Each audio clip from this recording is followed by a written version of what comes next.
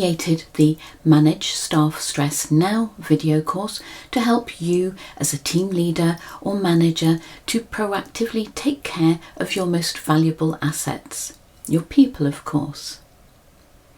In clear, easy to follow steps, you will learn about stress and anxiety and how to reduce them in your workplace. You will also learn how to conduct a staff wellbeing audit with ROI calculations, set up staff mental wellbeing reviews, create an action plan for your organisation, use practical tools to manage and reduce staff stress. You will have unlimited access to all the materials in the course. In addition to the 1.5 hours of video material I'll give you, I will give you all the templates you need to quickly and easily put everything in place for your people. You will get a handbook containing all the essential information from the course, as well as copies of the slides for you to keep. Before we take a preview of the 3 workshops that make up the e-course Manage Staff Stress Now, let's set the scene a little bit and see why it's important to address stress now. So the economic cost of poor mental health to industry is currently estimated at £45 billion per annum in the UK, $300 billion in the States, and $60 billion in Australia. The projections globally are $16 trillion in the next 20 years. Personally, I believe that it's going to be more than that, because when these figures were created, the COVID pandemic hadn't happened at that point, and that has had a severe detrimental effect on mental health across all sectors. So in the course, as well as understanding what stress is and the symptoms of it, we are going to be looking at solutions to minimising stress in your workplace and understanding the different causes of the costs to your business or organisation. Presenteeism is estimated to be around about 40% of the costs of poor mental health to an organisation, currently estimated at around about £2,000 or $2,000 per employee per annum. Again, I suspect that number is now higher thanks to the pandemic. So absenteeism is also one of the chief causes, followed by leavism, and I'll be explaining exactly what leavism is, and staff turnover. So let's take a quick peek at part 1. Here's a short extract of part 1. So here, and in the quiz that you've just done, we have some definitions taken from the American Psychological Association in September 2020. The definitions are useful to a point. We will find a little bit later on that the symptoms of each are very similar, if not identical in some cases, but it is important for us to have a grasp of the differences between them, because if we understand the causes of the presenting symptoms, then we are in a better place to address the symptoms and help the person who is struggling. So anxiety can be described as a persistent set of excessive worries that don't go away even in the absence of a stressor. So even if there's nothing that we can particularly see or link the feeling of anxiety to, we still get the symptoms that we're going to look at in a little while. Whereas stress is typically caused by something external. That could be a work deadline, which would be a short-term stressor, or chronic illness or long-term unemployment and financial difficulties, which would be long-term stressors. And finally, worry can be described as the state of being anxious and troubled over actual or potential problems.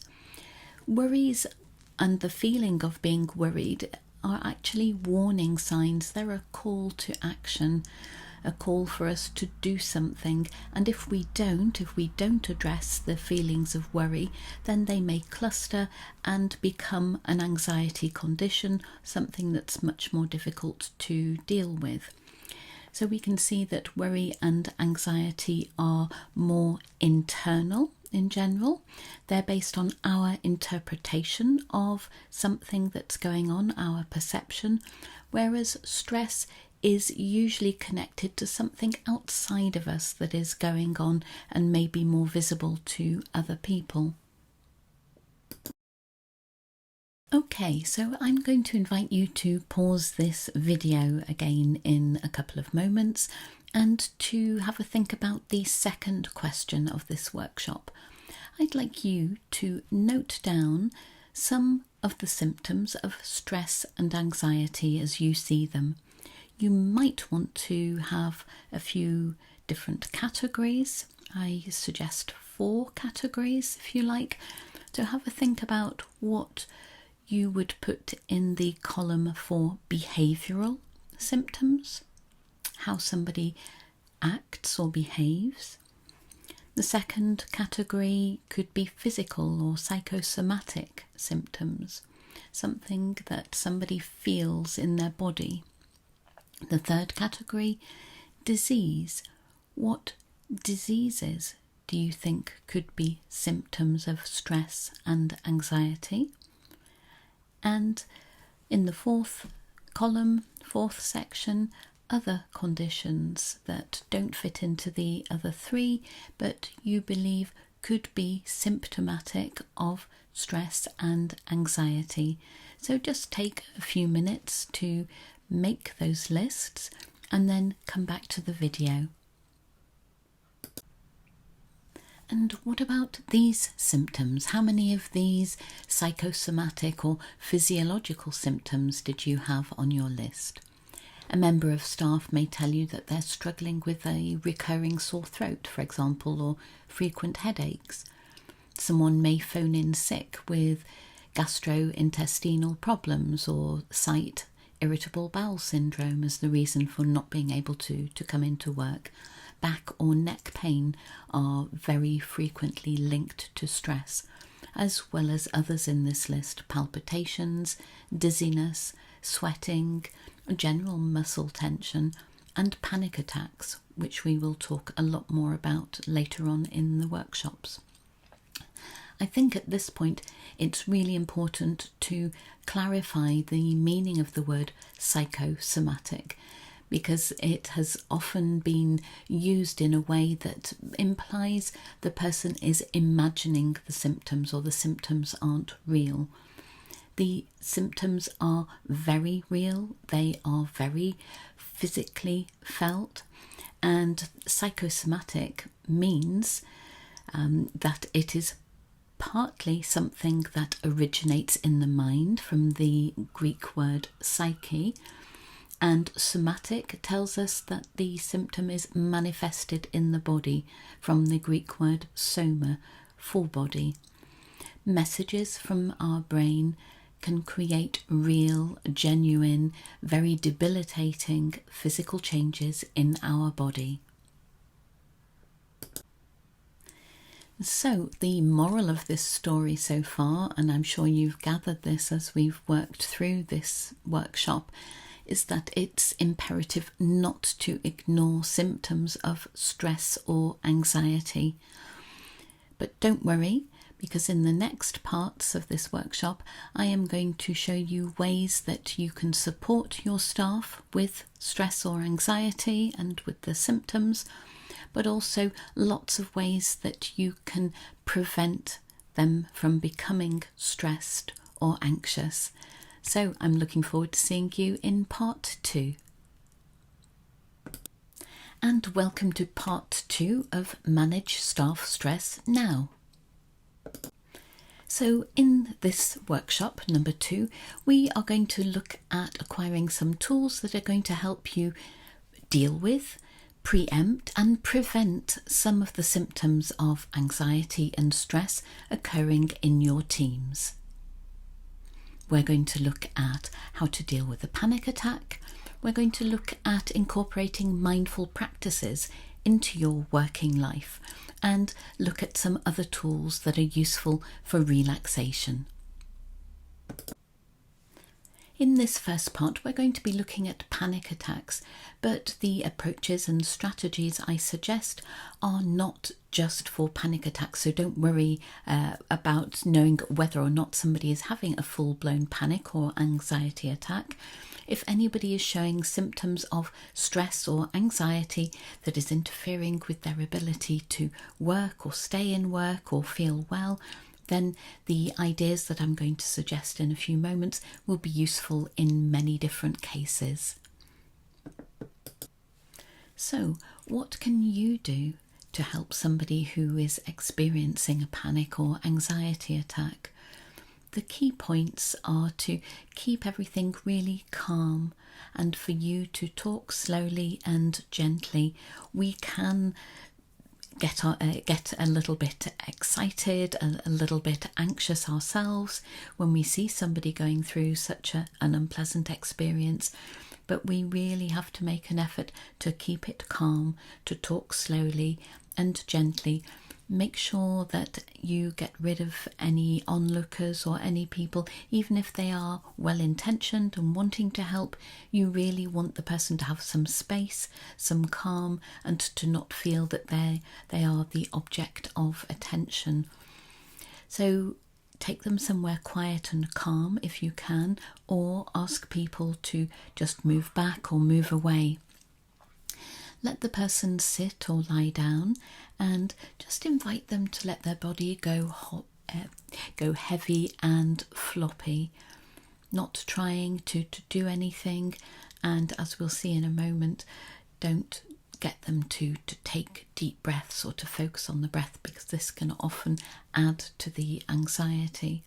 You can suggest that they close their eyes or gently focus their gaze on something, maybe something that they are wearing, maybe their shoes, or to get them to look at their hands, their fingers, or just something that you can see in the space where you are with them. Ask them to breathe gently, but don't, as I mentioned before, over-focus on breathing.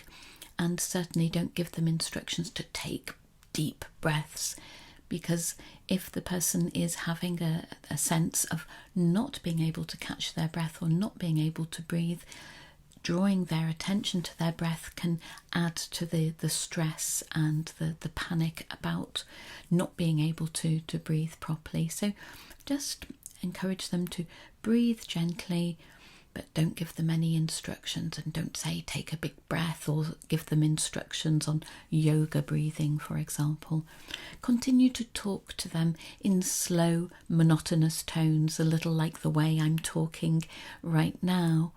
Remind them that this will pass, that it may just last a few minutes. It may last a little longer, but you don't need to stress that. Just let them know that this will pass and they are just fine, and that you will stay with them until it passes. You might want to tell them a story, not a joke, not anything too excitable, something rather mundane. An anecdote, for example. You could just describe an object that you can both see from where you are, or say or read a mindfulness script if you're able to have one to hand. When they are recovering a little bit, you can offer sips of water if possible, and then once their symptoms have subsided, let them rest until they feel like standing up and gently having a walk around, and then you can assess whether they're able to go back to their work post, whether they need to go outside, have some more fresh air, or whether they need to pack their things up and go home for the rest of the day. Hello and welcome back to part 3 of Manage Staff Stress Now. In this workshop, we are going to be looking at creating a wellbeing audit for your workplace. This will entail looking at what you already have in place, what you'd like to put in place in terms of wellbeing interventions, the costs and how to record the costs of these actions, and also looking at your return on investment, which can be a really valuable piece of information to have if you need to present it to senior management, or if you're a non-profit, to present to your board. We will also look at a staff wellbeing review. I'm going to give you a template as well for this, and this is something that you can adapt or use as it is and go through on an individual basis with members of your team. We'll also look at creating a staff wellbeing toolkit for your department or your workplace, and consider creating a mental wellbeing statement which will let your people and your customers know your approach, your openness to talking about mental health issues. Okay, so you've thought about all the different measures that you could or will be going to put in place. Now it's time to have a think about letting people know how your company views mental health and giving them an idea of what you do to support the mental well-being of people in your organisation. So I'm going to invite you to take a few minutes to make some notes about how you would define either your department's or your organisation's mental health policy, so that you can communicate this easily to the people that matter, to your people. So pause this video and think about how you would define your department's or organisation's mental health policy. Thinking about what you've just made notes on, did you include something that states the importance of mental health in your organisation? Did you say whether there's an open door policy? Are you letting people know that you believe it's okay not to feel okay? Is that absolutely clear? Did you summarise the support you're providing to the employees? And do they know what or who is their first port of call if they're struggling with anything?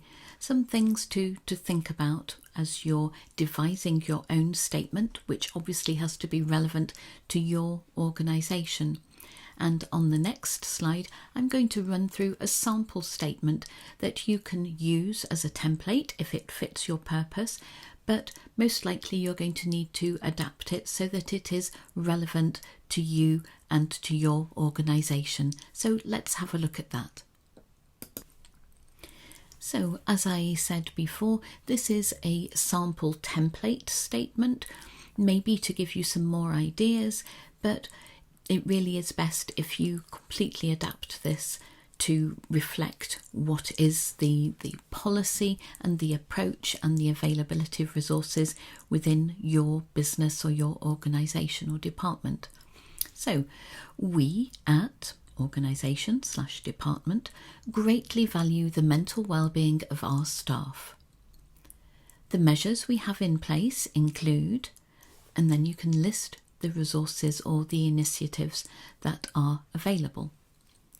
You can access and use our staff wellbeing toolkit located in the place, whether it's virtual or physical, at any time, and you are welcome to let your line manager or the name of somebody know if you are struggling with anything, whether home or work related. We believe that it's okay not to be okay, and we'll do what we can to help you. Please remember that as a member of our team, you are never alone. Signed, name, position. I hope you've enjoyed having a little peek at some parts of my latest e-course. If you'd like to know more or would like to buy the course, currently on sale at £14.99, there are links below in the description. Otherwise, you can go to resources.amandacraven.org/manage-staff-stress. For more general information on the services I offer, you can also go to notjustcoaching.com. Thanks for watching.